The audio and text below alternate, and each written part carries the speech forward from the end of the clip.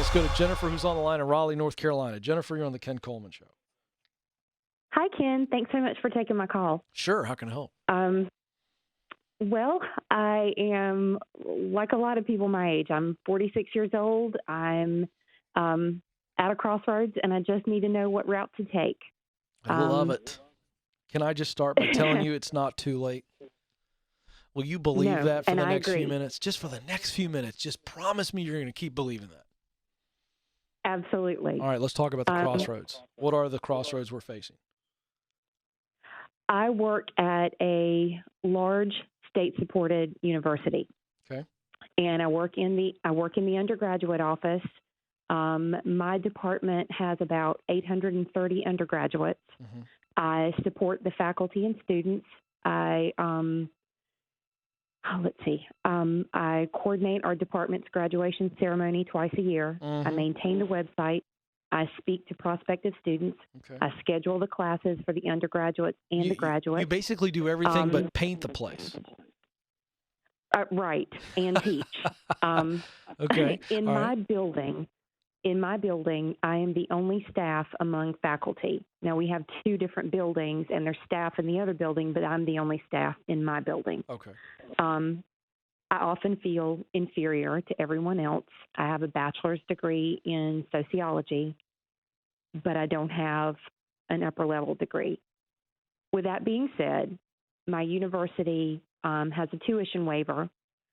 I can get a master's degree, and I have started on that path. I start my first class later this month in the hopes of getting a master's in counseling and student development. Okay. So what is the crossroads? Well, I'm not only good at working with students and trying to meet their needs as far as if they're grief-stricken, if they've gone through a trauma, that's not my job responsibility, but I want it to be. Yes. So what's the crossroads? I'm not sure if I should be doing university counseling or something that's more hospitality related, because I have an affinity for both and a background in both. I don't see a reason why I couldn't do both. Also, how would you do both? Had bariatric. Let's have fun with that. How would you do both? So let's say we keep going down this path and you get the master's and it moves you into a role where you're counseling students. Okay? Just the way you described. How would you tell me the rest of that story? If we met, if your husband and I and my wife, we met you somewhere and you were telling us, we were all telling each other what we did, what would the rest of that story look like? What would the hospitality piece look like? Well, I'm enrolled in a class that begins in October to possibly license my kitchen. And hold on a second. I have a very small brain, very large heart. Okay. When you say license your kitchen, you mean like your kitchen at home? Yes. And what are we licensing?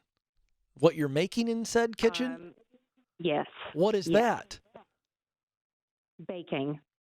Baking. And my students will tell you that occasionally throughout the year, I keep a cookie jar on my desk and I bring in cookies for my students. By the way, Jennifer, after this call and all the great advice I'm about to give you, if you want to send me some baked goods to show your appreciation, I would be fine with that. Just going to go ahead and put that out there. Absolutely. All I will do that.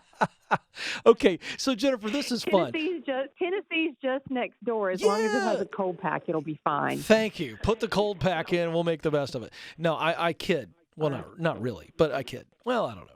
Here's the deal, Jennifer. So you would do that, 10 hours a week? You're already kind of doing that, 10, 15 hours a week, just kind of cooking for everybody else? Right. But if I had my kitchen licensed, I could apply to a local farmer's market and sell there on a Saturday. Yeah, but see, that's just side money. That's not something you want to do. Or is it? Let me ask you this. Here's what it boils down to. Do you need money right now? Do you need to be making a certain amount of income with your time? I do. And well, would you be able to do that with the baking? I think I'd be able to do that with the baking. Well, no, you need to know. You see, you understand what I'm saying? You're kind of like, I think I could. You just have to sit down and run the numbers. Right. Okay, so that's one exercise. Then it just gets back to, okay, what would you rather do? Would you rather do the counseling full time, or would you rather do the baking? Or is it that you really do want to do both? You want to counsel during the day, if you will, and then 3-4 nights a week, do some baking, and then sell your stuff online and or at the farmer's market. Is that what you want? Tell me which option. Yes, I want to do both. Well, then do both. You just need my permission? Is that what this is about? No, I just need to know if I'm on the right path. I also have to say that when I get this master's degree, Mm-hmm. it sets me up to take the National Counselor's Exam, which opens endless doors for me. Yeah, I think that's good, because I think you may discover that you don't want to counsel in the university setting. Maybe you want to counsel marriages. Maybe you want to counsel families.